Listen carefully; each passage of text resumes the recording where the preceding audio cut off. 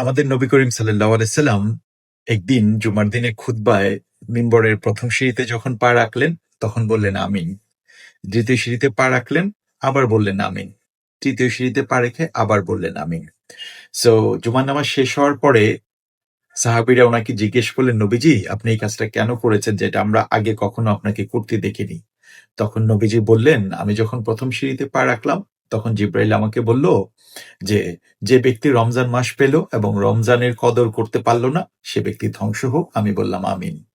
দ্বিতীয় সিঁড়িতে যখন পা রাখলাম তখন জিব্রাইল আলাইহিস সালাম আমাকে বলল, যে ব্যক্তি তার বৃদ্ধ পিতা মাতা দুইজনকে অথবা যে কোনো একজনকে পেল এবং সেবা শুশ্রূষা করে জান্নাত অর্জন করতে পারলো না সে ব্যক্তি ধ্বংস হোক। আমি বললাম আমিন।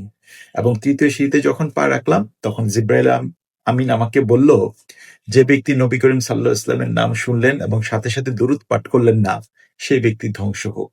তাহলে এ থেকে আমরা বুঝতে পারি যে জিব্রাইল আলাইহিস সালাম ফেরেশতাদের শ্রেষ্ঠ আর নবীজি হচ্ছে নবী রাসূলের শ্রেষ্ঠ। সো দুইজনের কথা বলা এবং আমিন বলার প্রত্যেকটা জিনিস আমাদের মেনে চলতে হবে যদি আমরা আমাদের পরকালটাকে সুন্দর করতে চাই।